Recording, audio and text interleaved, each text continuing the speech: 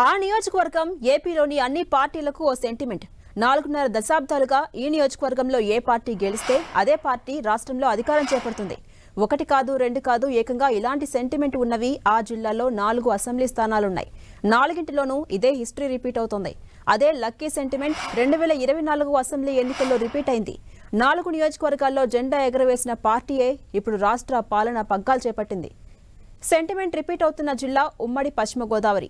ఆ నియోజకవర్గాలు భీమవరం, పోలవరం, ఏలూరు, ఉంగటూరు. ఉమ్మడి ఆంధ్రప్రదేశ్ నుంచి గడిచిన 46 ఏళ్లుగా ప్రతి ఎన్నికల్లో ఈ 4 నియోజకవర్గాల్లో ఏ పార్టీ విజయం సాధిస్తుందో ఆ పార్టీయే రాష్ట్రంలో అధికారం చేపడుతుంది. టీడీపీ ఆవిర్భావానికి ముందు 1978లో జరిగిన ఎన్నికల నుంచి మొదలైన ఈ సెంటిమెంట్ టీడీపీ ఆవిర్భావం తర్వాత కూడా కొనసాగింది. ఇప్పటికీ ఈ సెంటిమెంట్ కంటిన్యూ అవుతూనే ఉంది. ఉమ్మడి పశ్చిమ గోదావరి జిల్లాలోని భీమవరం, పోలవరం, ఏలూరు, ఉంగుటూరు ఈ 4 నియోజకవర్గాల్లోనూ ఒకే పార్టీ గెలుస్తూ వస్తుంది. ఇక్కడ విచిత్రం ఏంటంటే ఈ 4 నియోజకవర్గాలు కూడా విభిన్న ప్రాంతాలు. ఏలూరు నగర ప్రాంతం అయితే భీమవరం పట్టణ ప్రాంతం, ఇక ఉంగుటూరు గ్రామీణ ప్రాంతం, పోలవరం ఏమో పూర్తిగా ఏజెన్సీ ప్రాంతం. ఇలా 4 నియోజకవర్గాల్లోనూ విభిన్న ప్రాంత ఓటర్లు ఉన్నప్పటికీ ఈ 4 నియోజకవర్గాల ఓటర్ల తీర్పు మాత్రం ఎప్పుడూ ఒకేలా ఉంటుంది. ఇక 2024 ఎన్నికల్లో కూడా ఈ 4 నియోజకవర్గాల్లో గెలిచిన పార్టీలే అధికారం చేపట్టాయి. ఉంగటూరు, పోలవరం, భీమవరంలో జనసేన అభ్యర్థులు విజయం సాధించారు. ఏలూరులో టీడీపీ జెండా ఎగురవేసింది. ఈ 2 పార్టీలు కూటమిలోనే ఉన్నాయి. ఇప్పుడు ఈ కూటమి రాష్ట్రంలో అధికార పగ్గాలు చేపట్టింది. 1978 సార్వత్రిక ఎన్నికల్లో ఈ 4 అసెంబ్లీ నియోజకవర్గాల్లో తొలిసారి కాంగ్రెస్ పార్టీ అభ్యర్థులు విజయం సాధించారు. అప్పుడు రాష్ట్రంలో కాంగ్రెస్ అధికారంలోకి వచ్చింది. ఎన్టీఆర్ రాజకీయ అరంగేట్రం తర్వాత 1983, 85లలో 4 చోట్ల టీడీపీ అభ్యర్థులు విజయం సాధించారు. 2 సార్లు టీడీపీ అధికారంలోకి వచ్చింది.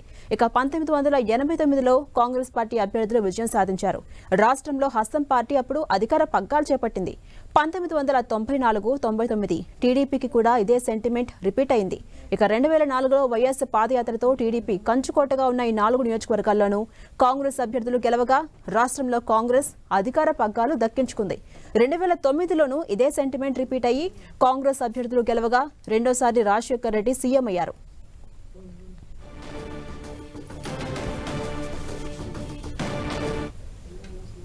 ఇక ఉమ్మడి ఆంధ్రప్రదేశ్ చరిత్ర ముగిసి రాష్ట్ర విభజన జరిగిన ఈ 4 నియోజకవర్గాల్లో సెంటిమెంట్కు మాత్రం ఎండ్ కార్డు పడట్లేదు. 2014లో జరిగిన ఎన్నికల్లో ఇక్కడ టీడీపీ అభ్యర్థులు విజయం సాధించారు. రాష్ట్రంలో చంద్రబాబు సీఎంగా బాధ్యతలను స్వీకరించారు. 2019 ఎన్నికల్లో 4 నియోజకవర్గాల్లో వైసీపీ అభ్యర్థులు జయకేతనం ఎగురవేశారు. రాష్ట్రంలో అప్పుడు జగన్ సీఎంగా అయ్యారు. ఈసారి ఎన్నికల్లో ఇదే సెంటిమెంట్ రిపీట్ అయింది. అందుకే ఎన్నికలు జరిగిన ప్రతిసారి రాష్ట్ర ప్రజల దృష్టి ఈ 4 నియోజకవర్గాలపై ఉంటుంది. ఇక్కడ ఎవరు గెలుస్తారన్న ఆసక్తి కనిపిస్తూ ఉంటుంది. ఈ నియోజకవర్గాల్లో ప్రజా తీర్పు ఎలా ఉంటుందన్న విశ్లేషణలు కూడా జరుగుతాయి. అందుకే ఈ 4 నియోజకవర్గాల ప్రజల తీర్పు కోసం రాష్ట్ర ప్రజలంతా ఎదురు చూస్తుంటారు.